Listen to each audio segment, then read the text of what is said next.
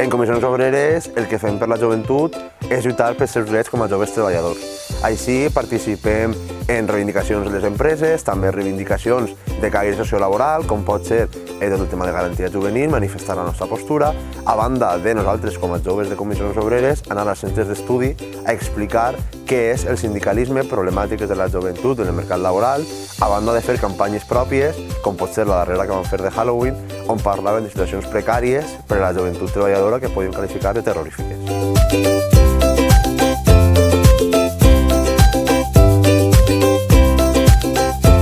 Pues jo ho tinc molt clar, la veritat, per una sola qüestió, perquè la joventut no és que siga el futur, és que som el present.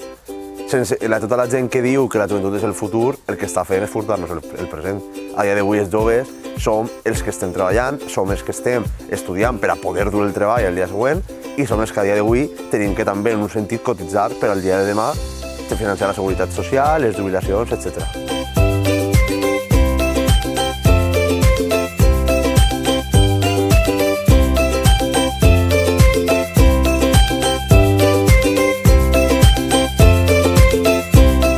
Pues la veritat que és una pregunta que me resulta molt interessant, perquè jo, per a començar,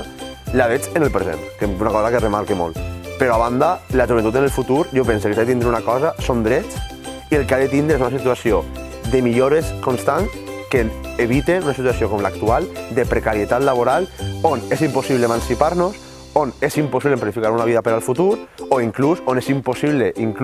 viure en el que treballem.